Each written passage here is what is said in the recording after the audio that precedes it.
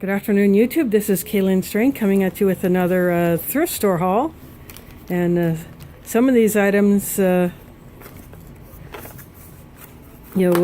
be good for purposes other than what they're originally intended for. So the first item I'm going to pull out of the bag is, yes, another hand sanitizer. And this is one I can refill from a bigger bottle. And it's got a hole in it. I could put a carabiner on, and I could clip it to something, but I think I'm going to keep this one in my purse because at present the only hand sanitizer I have are the two little packets that I got from Spanish Rations. So that's the first item. And then next item is this container that has cotton swabs, the plastic stick, cotton squares, and cotton balls. And I see some space in here. I could add a few more.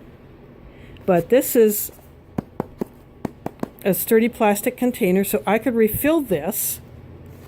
So if I use up all the cotton squares and the cotton balls, I could just fill this up with the swabs. See, if I buy a 300 count, I could probably put most of them in here. There are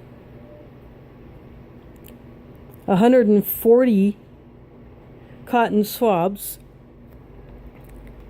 So 70 is, there's supposed to be 70 on each side, but I see a few open spots, so there might have been a few missing, but that's okay. But still, this is a pretty nice container. And I just couldn't pass it up. And then these bandages that are in here, it's not a full box, but different sizes. I'm going to put these in my steel first aid kit box that I use to store my extra stuff in that I don't have in kits. That way when I need to refill a kit, I can just take some out of there.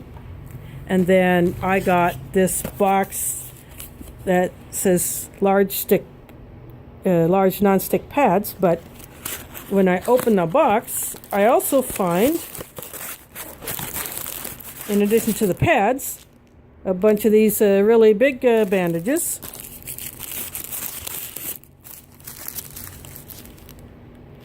So these are always good to have for kits. And these are the 3, see if I can get it to focus, 3 by 4 inch, so it's a rectangle instead of a square. So I thought that was a good find. So whoever had this box decided to, when they donated it, put those larger Band-Aids in there. And that worked out for me, so that will go into that box. And then I found this little compact mirror.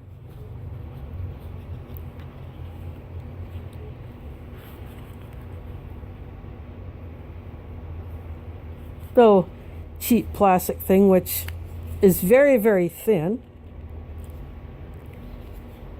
In fact, the cover fits inside of the case around the mirror itself, so that makes it really thin. And so I can put this in my purse and it won't take up hardly any space. And then I saw this little tiny pair of scissors in there.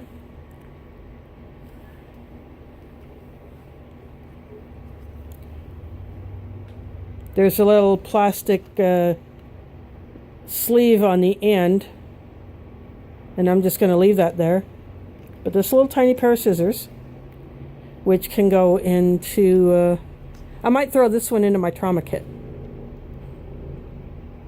or I might just keep it in that box since I already have a pair of shears in my trauma kit. And then yeah, I went and bought me a pair of socks. These are like in between a maroon and a purple. 25 cents, what the heck. And then the last thing out of here, but certainly not least, is this pack of square dowels. There were 8 in here, but it obviously have been opened and some of them taken out. But these are about the same length as the chopsticks that I've been saving when I find them.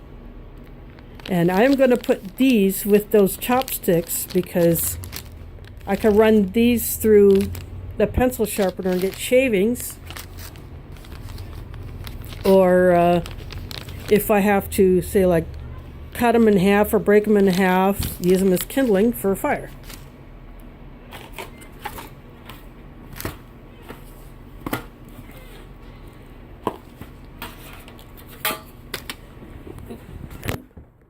Dropped it, dang it. So these are my finds today at a thrift store. Just thought I'd show you these and give you some ideas on things you can add to your supply. So even if you're not into prepping, just having these things on hand and having a container like this to store your cotton swabs and cotton balls in, and the cotton pads. The pads in here are squares, but if you camera in enough, you can probably put rounds in there, but this is made for squares. But if you get something like this to store these in, or just fill it full of the cotton swabs, that would be a good way to keep them clean.